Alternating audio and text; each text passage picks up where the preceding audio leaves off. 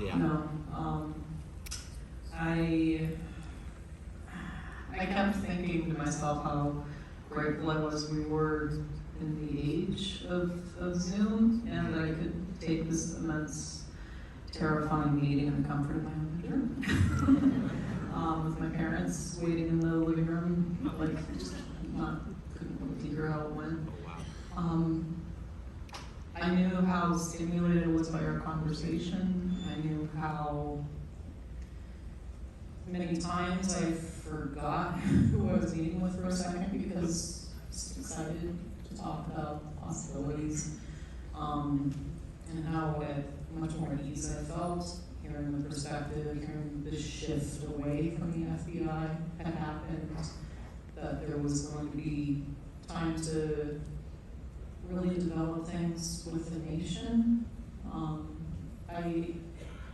There was a level of nervousness walking in because Hollywood doesn't have a great track record with representation, and I was comforted because my introduction to Marty as a filmmaker was good, and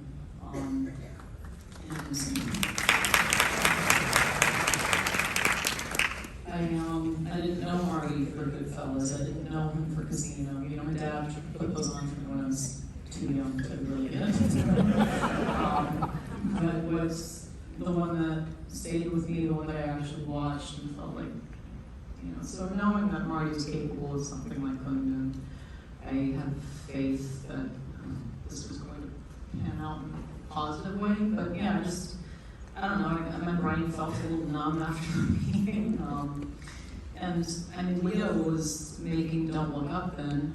He had just gotten to set and was settling into the place that he was staying. And, I had my sides next to me the whole meeting, expecting them to do a Camry or something, and it just never happened. So when it was over, I was just like, okay, next step's going to be the Camry. And then a week passes, I don't hear anything. 2 weeks pass, I don't hear anything. I'm like, okay, that was it. It's okay, let it go. But then December 1st, I get a call from both of the reps, which means it's news. And I was expecting it was just a schedule for the Camry, but it was the offer. And screamed it through my phone across the room. But then kind of took that moment to let myself be freaked out about it, but was immediately reminded that the day that I got that call on December 1st is the day that Molly Burkhart was born. Wow. It's her birthday.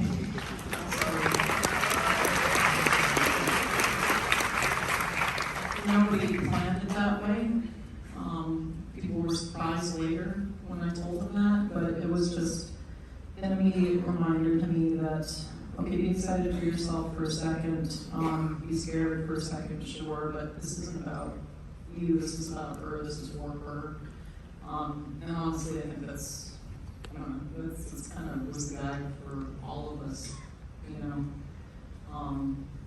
It was Molly, it was her family, it was the legacy that, the Kyle sisters are just so loved by the community, and, the sisters sitting behind me, family sitting behind me, it was, Yeah.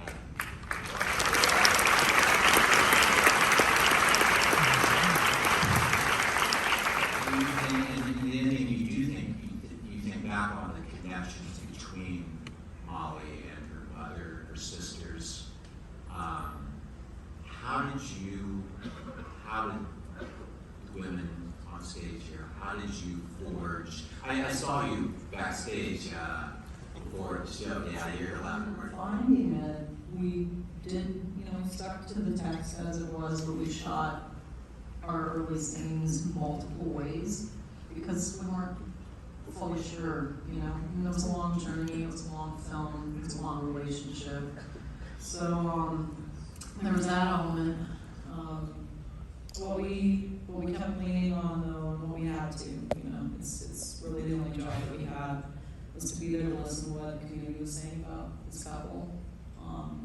And Marty has been saying so often this week, bringing up Margie Burkhart, the granddaughter of Ernest and Molly, who had the Grey Horse District got together collectively, signed a letter, and invited Marty and the filmmakers to come to a dinner. And there were 250 people in the community there who spoke up and voiced their concerns. A lot of them coming from you talking about the Jimmy Stewart FBI story. I mean, in that one, the only mention of Molly is when Ernest has got his feet to the fire. I guess it's bad to say.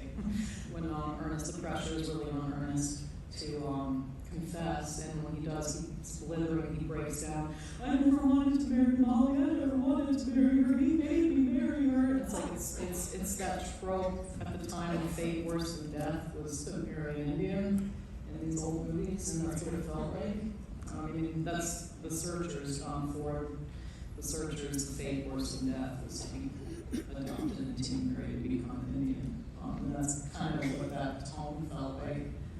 But the community, Margie stood up and she said, you have to remember these two loved each other. And when we were taking meetings and learning about, there's not many people alive, I don't think there's any people alive who remember Ernest and Molly as a couple, but there are a lot of people who remember their kids, knew their kids very well, described them as being very close, the two of them as being very fun-loving, loving to host parties, loving to have people over, and we both took that as evidence that they must have had a very fun-loving house. They had a childhood that was based in togetherness, if they maintained that. I mean, after the trials, after Ernest served his sentence out in prison, he returned to Osage County. He moved back. He would show up to community doings. He would sit in the back. He would sit with, as far removed but as close as he could get. He would just watch. He would just show up and be there. And people remember him. He died in 1986. There's a number of people who remember him. He maintained until his dying day that, Leo said she's a good one. That made it into the script, that he loved her. I think you said that his niece said one of the only times he would get irate or upset, since he was kind of known as being a quiet, removed person after that point, he would get riled up if anybody questioned his love for his wife.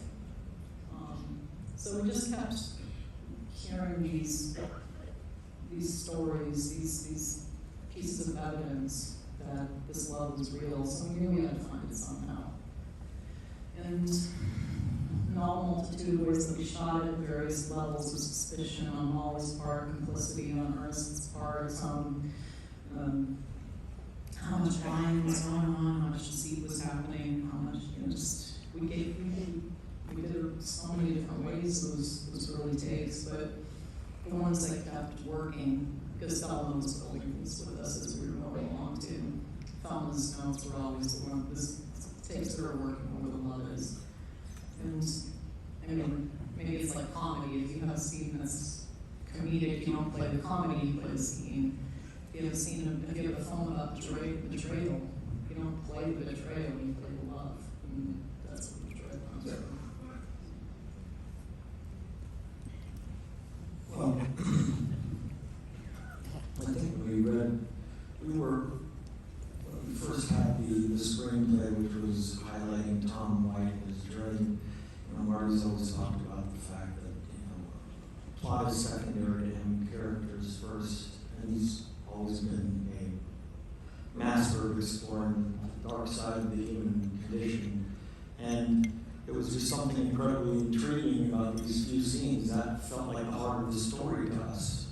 The Tom White journey, this forensic whodunit, this investigation, just didn't have any legs at a certain point. And we wanted to get into the heart of the story. And this was one of the most bizarre love stories that I had ever come across. If a writer wrote it, I wouldn't have believed it, but it was the truth. These people did have a connection with each other. He did love her while he systematically was complicit in taking out her whole bloodline. It was shocking, and I think we had to look I think we immediately started to look for inspiration of how these stories have been told, and so we looked into the golden age of cinema with films like The Heiress. A Place in the Sun in particular was a huge catalyst for saying, wow, wouldn't it be great to do a vast, amazing, sweeping epic, which with a very twisted, tragic love story at the center of it, and the sort of degradation of the, how do you put it, the corruption of the American dream, and greed, and all of that, and guilt, all those undertones. So once we connected with that, then we went to, Oklahoma, and the more we learned about what Oklahoma was at that time, it became more and more fascinating. Here you got this sort of melting pot of, freed slaves getting land, Native American tribes getting land, and all of a sudden you have the rise of the Ku Klux Klan and these sort of vermin that are now coming to take advantage and do everything that they can to take everything back. It was an explosive time period in American history, an explosive location.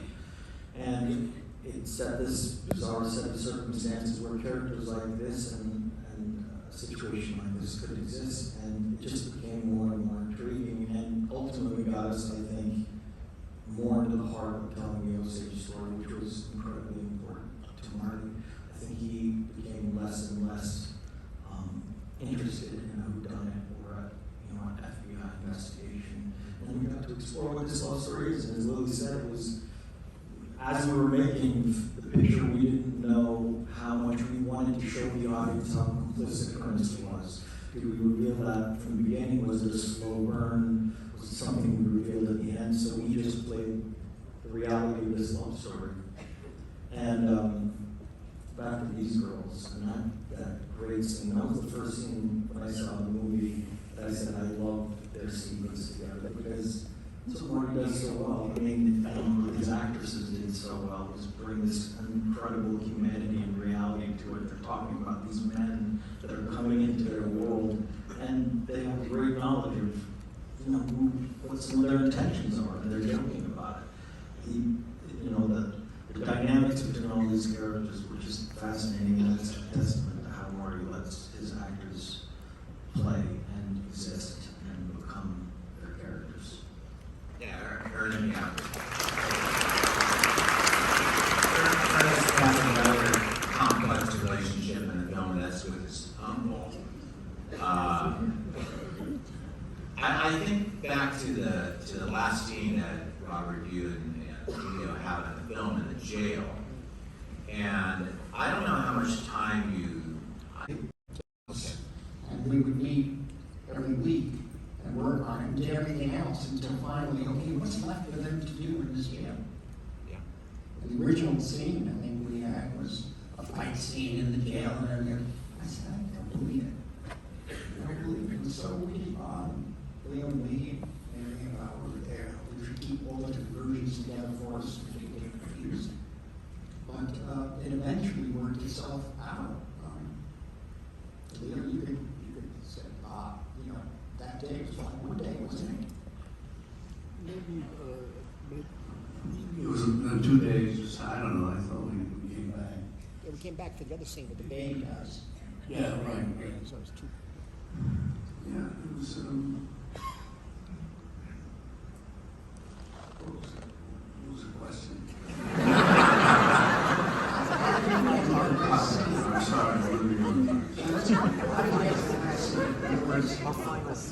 Yeah, the final scene. Yeah. How did that distill down? Well,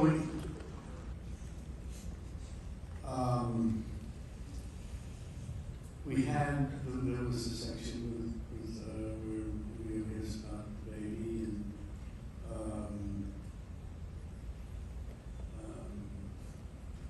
well, I can't remember what was in the script or what I thought was some kind of religious thing that I felt we had to do. What else was there to do for him except go there? Whether he would leave that or not, I don't know. It's another thing.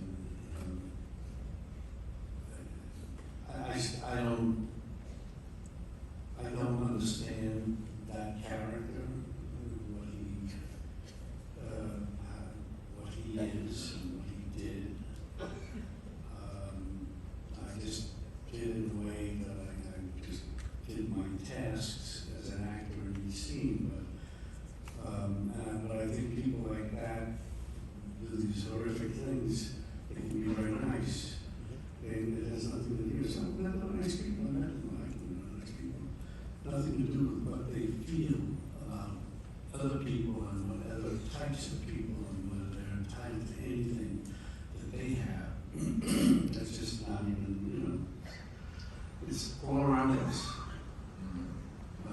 It's what we're going through. I hate to go here, but I'm going to go here, you know. So where we are today politically is the same way, you know. We want to in some ways. It's scary what's happening. And what he was part of, we weren't even aware of Black Wall Street when we were shooting there. I never heard of it. I never heard about it. It was the anniversary, too. Yeah, 100 years while we were shooting it. And it was starting to get attention because the networks were doing a thing on NBC and so on. We didn't know. We went to the first museum. They were starting to build and so on. We all went. So, very interesting thing. Just, who knew? It just was never said. And now everything today we're going through is not said. I was saying it should be this, it's not that. It's not wanting to deal with what we went through as a country and to acknowledge it, deal with it, move on, and make whatever adjustments or reparations, whatever it has to be, but acknowledge what it is instead of sweeping it all under the rug and nobody wanting to do this. We see it with these politicians today, and it's disgusting what they're doing. Donald Trump.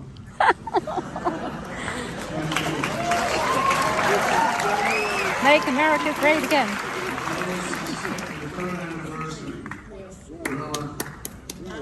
Allowing him, this Man. pig, Oh! Oh my God. he's getting convicted. A pig has dignity. He doesn't. We're in a very, very bad situation in this country. And everybody here, I know in this audience, of course, most people feel the way I do, we do, and all that, but where you came from, the people you maybe wanted to get away from to come to live here in Africa, but that's who we have to speak to. You have to speak to friends, relatives.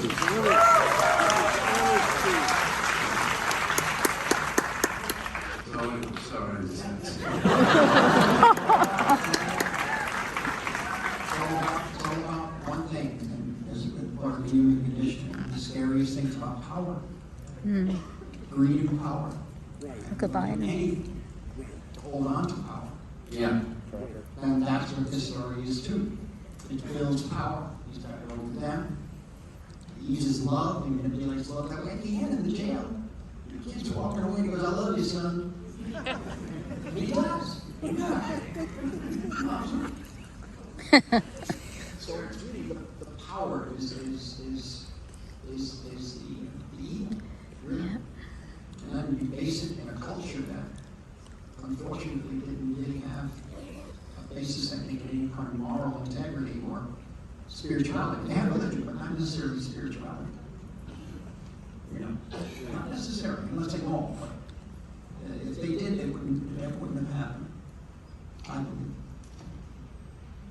Yeah, you talked about how you didn't want this movie to be, you know, just a whodunit, because I think what you feel the movie is who didn't do it. Yeah, we didn't do it, is right.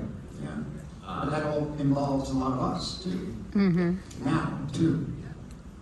Well, So, yeah. It kind of goes back to what Robert was saying about, okay, do you acknowledge it, or do you sweep it under the rug? And even with the book that this film is based on, isn't it banned? And It's so, banned, yeah. yeah. I don't know if they can ban the film, can they? They probably can, but I mean, but the book has been, so it's like, I mean, we the don't point want is, you it. gotta say these things, you gotta find out who we are.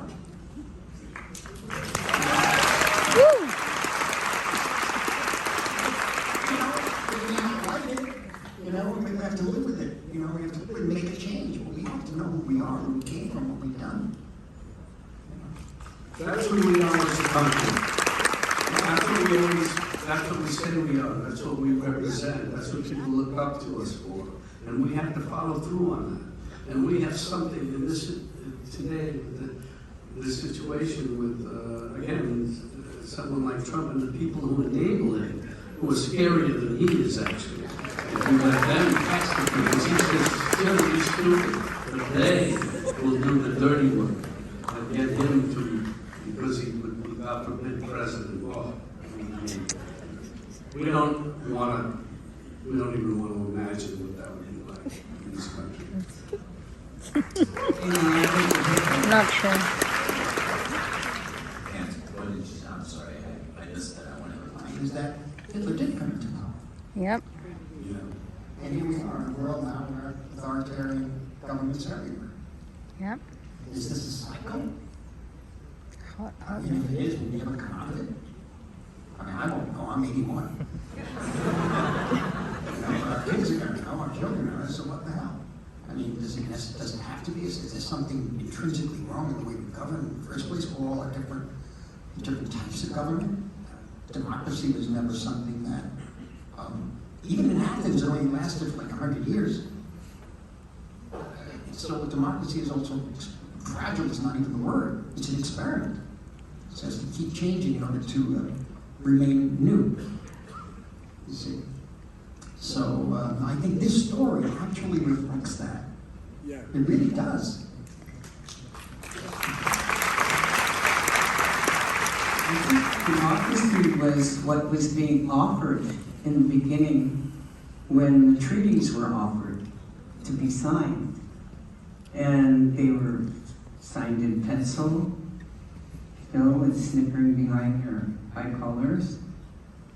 And that's what was being offered, a community to share what is this land and what is in it and a life for each other. And that was scoffed at and laughed at.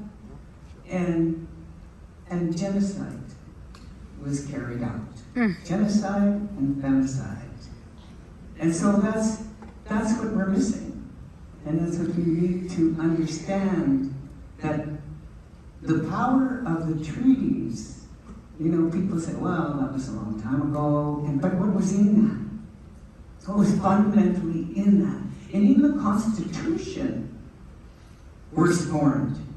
In the Constitution, they want to get rid of us. So we are very powerful because we have to be gotten rid of. And I'll tell you the one thing that, for me, demonstrates our power.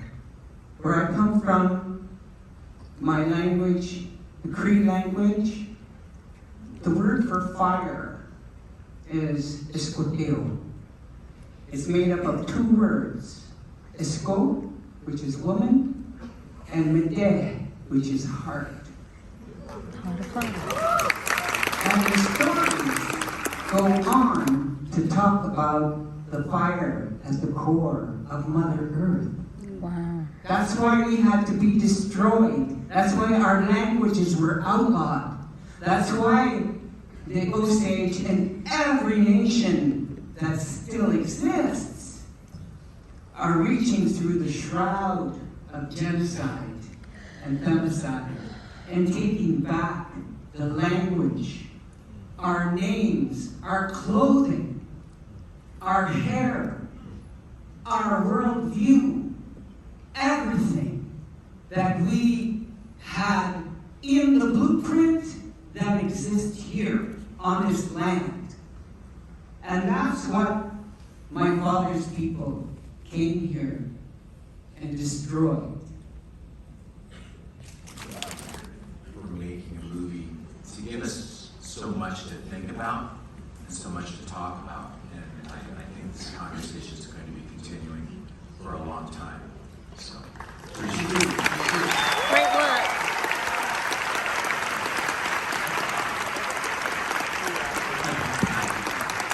Great work. Awesome. Good luck tomorrow.